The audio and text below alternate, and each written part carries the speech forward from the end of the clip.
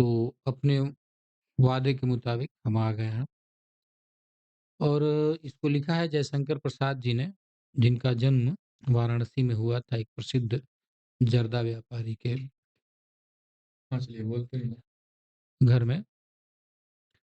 काफ़ी बहुमुखी प्रतिभा के धनी थे ये और इनको नाटक सम्राट भी कहा जाता है। तो आज का जो हमारा टॉपिक है वो है ममता।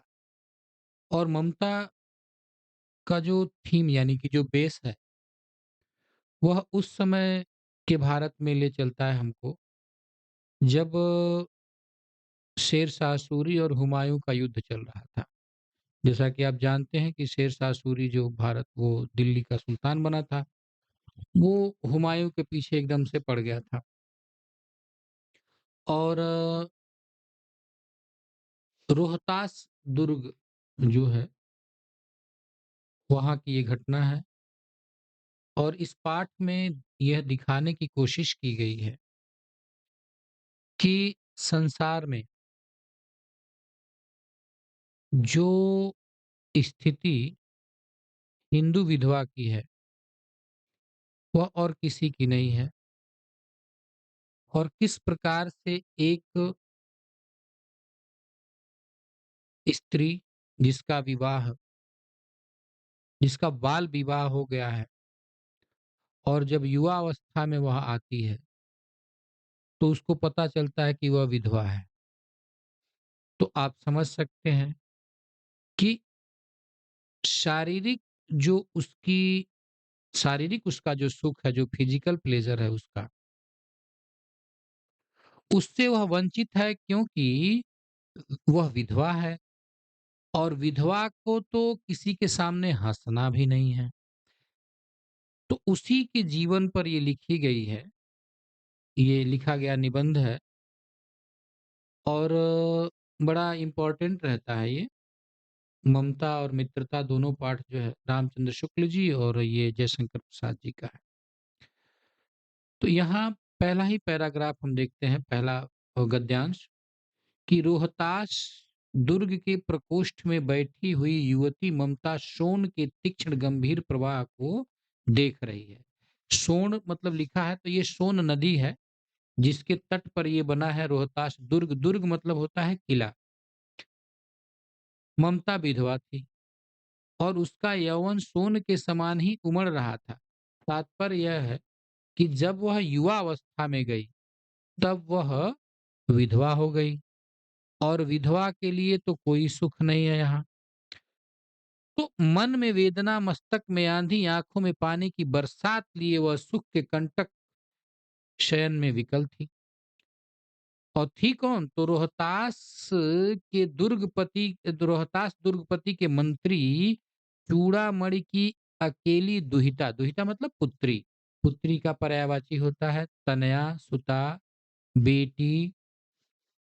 इकलौती थी। फिर उसके लिए कुछ किसी चीज का अभाव होना तो असंभव था, परंतु वह विधवा थी, हिंदू विधवा। जैसा कि मैंने शुरू में ही कहा है कि संसार में सबसे तुच्छ, तुच्छ मतलब निम्न, और निराश्रय मतलब जिसका कोई क्या ना हो, वो सहारा ना हो, तो निराश्रय प्राणी है। तब उसकी विडंबना का कहाँ अंत था। अब जैसा कि हम लोग इसको एक पाठ के नजरिए से देखें, परीक्षा की तैयारी कर रहे हैं हम लोग, तो अगर यह गद्यांश आ जाता है तो पहला प्रश्न होगा आपका कि निम्नलिखित गद्यांश के पाठ का नाम लिखिए। तो आप हेडिंग दीजिए पाठ का नाम और उसके आगे लिखिए ममता। दूसरा उत्तर है, दूसरा प्रश्न पूछा जाएगा कि पाठ के लेखक का नाम। तो पाठ के लेखक का नाम लिखिएगा जयशंकर प्रसाद। अब मान के चला जाए कि कुछ रेखांकित अंश हैं, तो रेखांकित अंश के लिए ऊपर मन में वेदना से लेकर के मस्तक में आंधी, आंखों में पानी की बरसात लिए वह सुख के कंटक शयन में विकल थी। तो मान लीजिए इतना रेखांकित दिया है। तो अब कहा जाएगा कि रेखांकित अंश की व्याख्या कीजिए। तो आप लिखेंगे रेखांकित अंश की व्याख्या। रेखांकित अंश में प्रसाद जी युवा अवस्था में पहुंच चुकी ममता के मानसिक और शारीरिक स्थिति का वर्णन करते हैं और बताते हैं कि जब ममता शारीरिक सुख का शारीरिक सुख को भोगने की अवस्था में आई, तब उसे पता चला कि वह विधवा है। अर्थात मन में वेदना, यानी उसके मन में पीड़ा थी, मस्तक में आंधी, एक तूफान सा चल रहा था और आंखों से नीर बरस रहा था। तो सुख के कंटक शयन में विकल थी। अर्थात मतलब जब आप सोते हैं, मान लीजिए खूब थके हैं, सोने जाएं और बिस्तर में कांटे हों तो आपको अच्छा नहीं लगेगा। तो उसके दुख का कोई अंत नहीं था, है ना? अब समझ लीजिए कि यह किस तरह से बताया जाए। अब समझ लीजिए कि वो विरह वेदना में थी और इस पर प्रश्न बन सकता है कि ममता कौन थी? तो ममता चूड़ामणि की इकलौती पुत्री थी। और चूड़ामणि कौन था? तो वो रोहतास दुर्गपति का मंत्री था। ठीक है? ये प्रश्न हो गया। अब इसमें हम आते हैं और यहाँ देखते हैं कि एक पहर बीत जाने के बाद वह ममता के एक बार भी जब ममता के पास आए, उस समय उनके पीछे 10 सेवक चांदी के बड़े-बड़े थालों में कुछ लिए हुए खड़े थे। कितने ही मनुष्यों के पद शब्द सुन ममता ने घूम कर देखा। पद शब्द माने पैरों की आवाज, चलने की आवाज होती है। मंत्री ने सब थालों को रखने का संकेत किया। अनुचर अनुचर मतलब सेवक, दास थाल रखकर चले गए। ममता ने पूछा, यह क्या है पिताजी? तेरे लिए है बेटी, उपहार है, कहकर चूड़ामणि ने उसका आवरण उलट दिया। आवरण मतलब जो उसके ऊपर कवर या फिर जिस चीज से ढका गया था उलट दिया। स्वर्ण का पीलापन उस सुनहली संध्या में विकर्ण होने लगा। ममता चौंक उठी। इतना स्वर्ण, यह कहाँ से आया? चुप रहो ममता, यह तुम्हारे लिए है। तो क्या आपने मलक्ष्य का उत्कोच स्वीकार कर लिया? यह अनर्थ है पिताजी, यह अनर्थ है। अब अगर यह पैराग्राफ आ गया, यह गद्यांश आ गया, तो आप को मैंने समझाया कि एक पहर बीत गया मतलब सुबह का समय बीत गया। तो चूड़ामणि जो थे अब वो रोहतास के दुर्गपत के मंत्री थे, तो वो बहुत धनवान थे। अब उस समय पठानों का और मुगलों का युद्ध चल रहा था। तो पठानों का नेतृत्व वो कर रहा था, क्या कहते हैं, शेरशाह सूरी, और मुगलों का नेतृत्व हुमायूं के हाथ में था। तो जैसा कि मैंने आपको चित्र में दिखाया, समझ लिए कि वही हुमायूं है। तो वह भागता फिर रहा था शेरशाह सूरी के डर से, और इस किले पर हमला होने ही वाला था। तो चूड़ामणि जो है अपने भविष्य के लिए कुछ सोना चांदी लेकर के चल रहा था। तो रेखांकित अंश की व्याख्या करेंगे। वो जो पाठ का नाम एज यूजुअल है और लेखक का नाम भी एज यूजुअल है, नहीं पहले की तरह से है।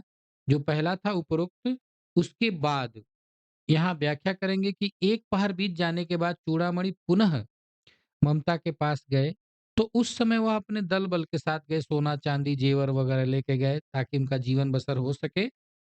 परंतु ममता ने जब पैरों की आवाज सुनी तो वह चौंक गई, और जब चौंक गई तो पीछे देख रही है, तो पीछे देख रही तो उसके पिताजी संकेत कर रहे हैं अनुचरों को कि थाल रख करके चले जाओ, तो वे चले जाते। यहाँ तक। तो यह वह दृश्य दर्शा रहा है जब शेरशाह सूरी से लड़ते हुए और उससे बचकर भागते हुए हुमायूं पहुंचता है। संजोग से वह वहीं पहुंच जाता है जहां ममता रहती है।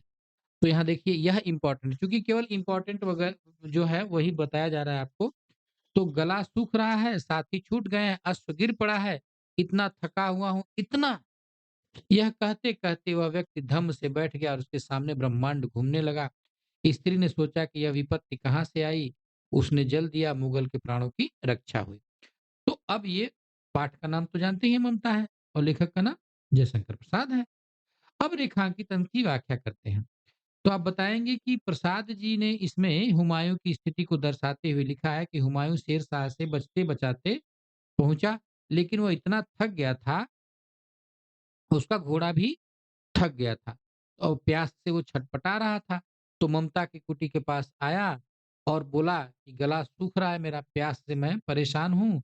मेरे सभी साथी सैनिक जो थे, वो पीछे छूट गए हैं और मैं इतना थका हूँ, अब इस थकान के कारण उसकी आवाज़ भी नहीं आ रही थी और कहते-कहते वह थम से बैठ गया और उसको चक्कर सा आने लगा, है ना? ब्रह्मांड घूमने लगा। तो ममता समझ ही नहीं पा रही थी कि अब क्या करें, ये मुसीबत कहाँ से आ गई। तो फिर भी वह गई और जल लेकर आई और मुगल ने वो पानी पिया, उसके प्राणों की रक्षा हुई। तो आपसे ये पूछा जा सकता है कि वो कौन था? तो आप बताएँगे कि वह हुमायूँ था। और किसके बीच युद्ध चल रहा था? तो शेरशाह सूरी और हुमायूँ के बीच, यानी पठानों और मुगलों का युद्ध युद्ध चल रहा था। तो वह मुगल किसकी कुटी के सामने आया? तो ममता की कुटी के सामने आया। ममता ने उसे विपत्ति क्यों कहा? तो ममता ने उसे विपत्ति इसलिए कहा क्योंकि ज वो समझ रही थी कि इसके पीछे-पीछे भी कुछ आ रहे होंगे, यहाँ भी रक्तपात होगा, लोग मरेंगे, मारे जाएँगे, शांति से जिएँगे नहीं, इसलिए वह इतनी परेशान थी। उम्मीद है कि आपको यह पसंद आया होगा।